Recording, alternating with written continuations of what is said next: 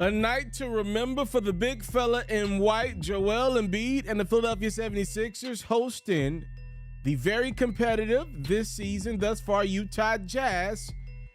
But this night was all about Joel Embiid. In the opening quarter, Embiid dropped 13 points. You're like, okay, we've seen that before. Embiid wasn't done just yet, though. Joel, some nice passes. More on his dimes in a second.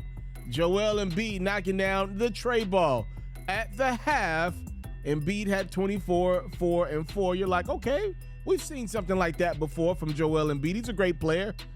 You never seen anything like this. Trust and believe it's coming.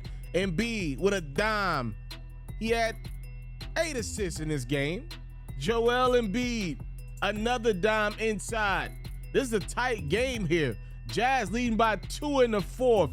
No, they're not. Joel Embiid would score the first 12 in the fourth. He also had a career high 7 blocks. Embiid putting the Sixers up by 3. He's the first player ever to drop at least 55 points and 7 blocks. Since they started recording blocks, we've never seen a stat line like that. So yes, that means Joel Embiid had over 55 points. The big fella going to work on both ends of the court. Colin Sexton looking to make this a 1-point game. It's Joel Embiid giving it everything he's got for his team. And when it's winning time, it's Joel Embiid, a career-high 59 points, 11 rebounds, 8 assists, 7 blocks.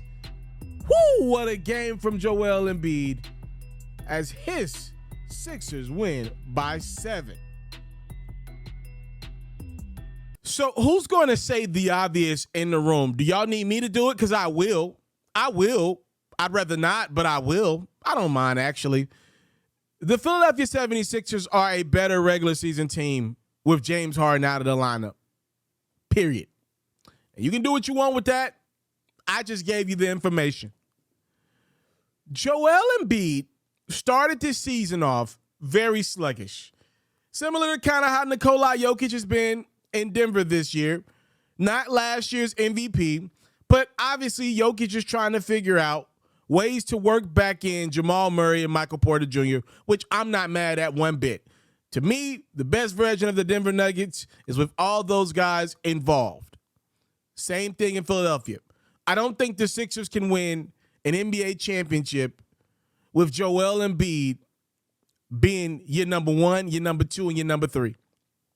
As much as I love Tyrese Maxey, and I love me some Maxey, in the playoffs, you need a guy like James Harden to get it done. Period. But in regards to the regular season, the Sixers can win more games with James Harden out of the lineup, and that's a problem. And I'll break it down to you, since there's going to be somebody like, yo, what are you talking about? You don't know basketball. Here's how I know basketball. I've been doing this for a minute. Go check my credentials. Joel Embiid is more engaged when the ball's in his hands more on both ends of the court. The brother just dropped 59 and 7 blocks. So when he's in, like, he's a human. This ain't a video game. Like, he's a real person. And he's just more active when he's touching the ball every time down. When you got James Harden in your lineup, he's running the offense. Embiid ain't touching the ball every time down. That makes the big fella disengaged.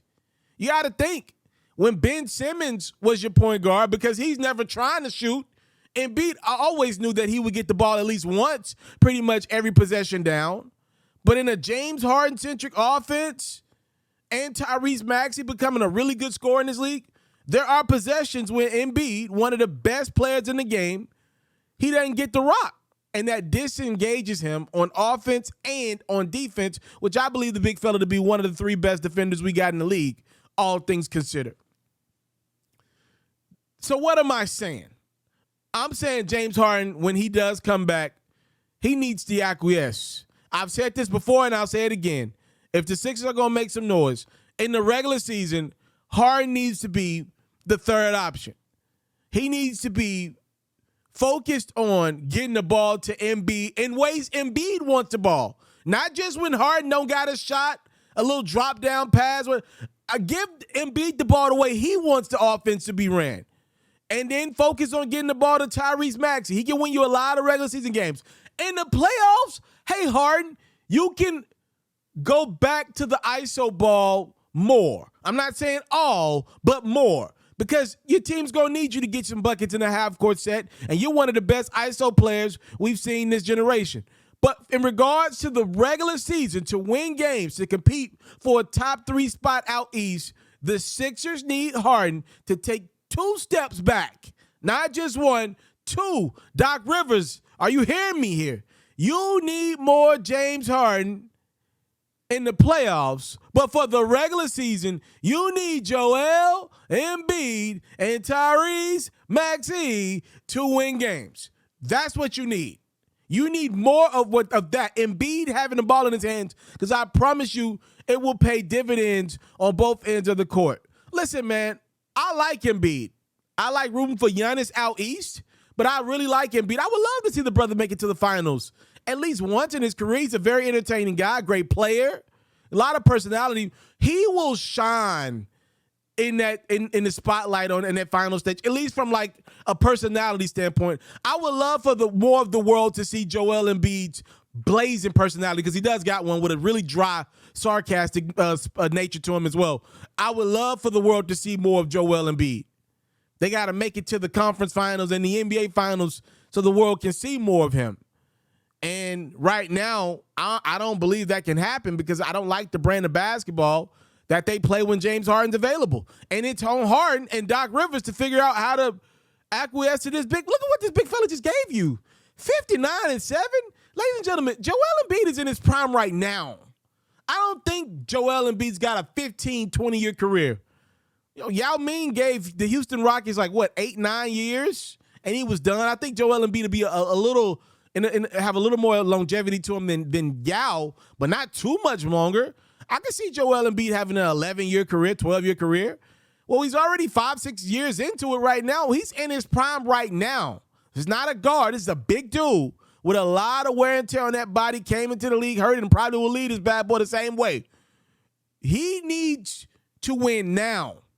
He needs everybody on the same page now. And I'm afraid it might be with another coach. If Doc Rivers can't get this dude to the team, if he can't figure out the best way for the team to win, they're going to fire him after this year. The best thing for the Sixers is for Harden to take 2 steps back, allow Embiid and Maxey to cook, even if it meant Maxey be your point guard right now. You need Harden off that ball. What I'm learning is his decision-making just ain't great when it includes somebody else. I don't care how many assists he average a game. It's assists that I got to make, not assists that I want to make oftentimes, period. You got better decision-makers, possession in, possession out, than James Harden on that team. And it's number 1, Joel Embiid. I'm not saying Tyrese Maxey is for sure a better decision-maker than Harden right now, but I don't want the ball in Harden's hands, possession after possession. I don't, at least. The Sixers better figure that out soon, because if they don't, they're going down in the second round of the playoffs again.